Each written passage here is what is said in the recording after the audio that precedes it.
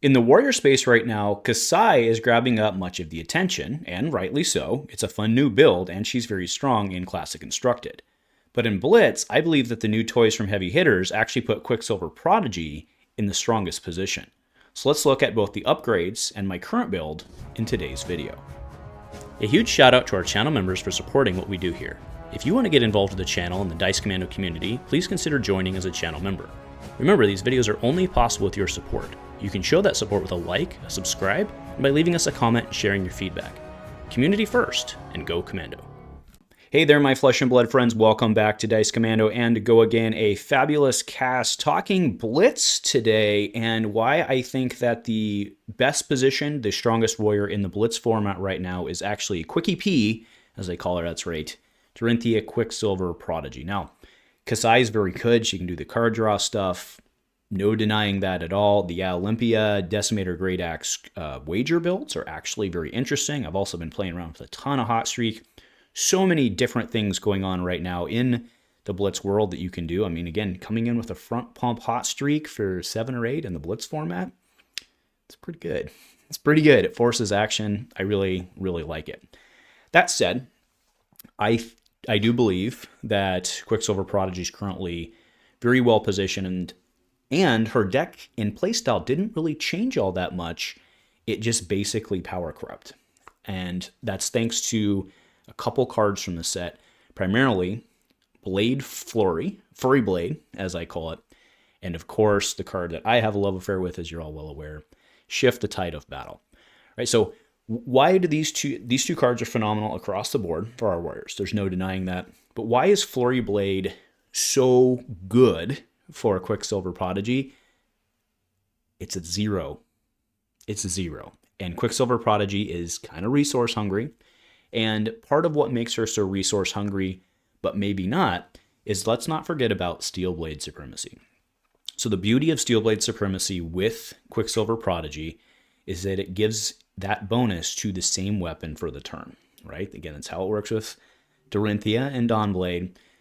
But this one gets the guaranteed go again, right? As opposed to other Dorinthea is what I'm talking about, right? Or it doesn't get the guaranteed go again, but it gets guaranteed second swing. Excuse me, guys.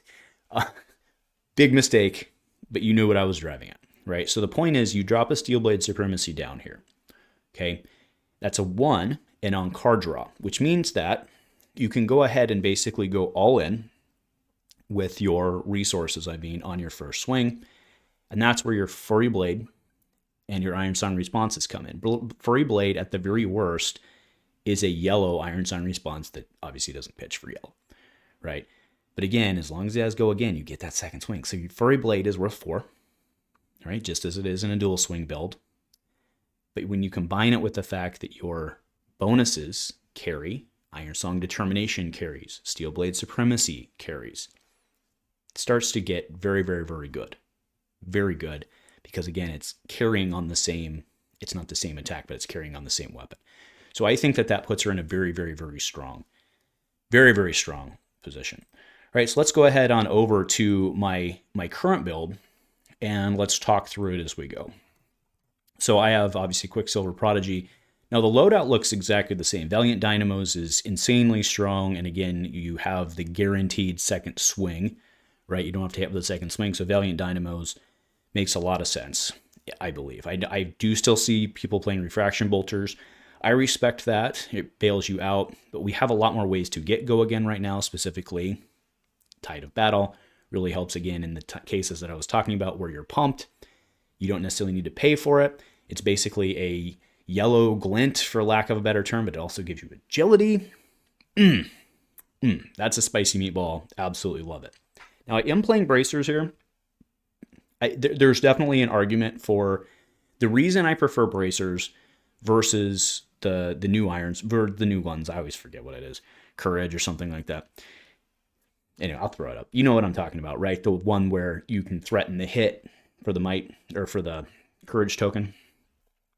So I prefer this on the backside because then you don't have to overcommit your resources, right? Because if you pay one before, they know what you're working with. Whereas if you have one floating, there's always a mystery and they have to worry about things. So that's my preference there, is to use it on the backside instead of the front. I get it. It works, it works really well to be coming in with a courage token on the next turn. I completely respect that. But I believe that Brave Forge Bracer is the way I like to play. So you can go either way. Courage of Bladehold is also still in here because, again, much of the play in this deck, remember, is around Glistening Steelblade, of course, right? You're trying to get those counters on, and once you do, it just gets disgusting. So instead of having the Vigor token generation, right, from grains, which is also very good on hit to sink those extra resources in, not dismissing that, but you really want to try and like block 2 and then go a free turn where you just have a whole ton of cards and they're just out of options, and you're at least guaranteed to get probably 1 counter on it at least, right? And that 1 counter, even if it's just 1, makes a huge difference, right? Because again, with this build, these weapons stays there the whole game, right? Doesn't clear itself. Okay, so that's why I do prefer Courage. All right, now into the deck. Obviously, we talked about Furry Blade, Windmill slamming that in here, Rainbow of hit and runs, in the swing, red, blue, Iron Song response, just the reds. So in most of my builds, most of my Dorinthea builds, I should say, Iron Song response, red, blue. Actually, most of my Kassai builds have that too, Iron Song response, red, blue. But actually, the Kassai builds don't, because of the same argument I'm going to say. When you have that guaranteed second swing, in the swing's just better because it doesn't have a reprise, in my opinion. Okay, I am playing Nourishing. I know a lot of people prefer the Gore Belching with Rouse play. It's cute, but it means you need to play Rouse, and Rouse doesn't block 3, so I'm not super high on that. Right, Sink Below Red.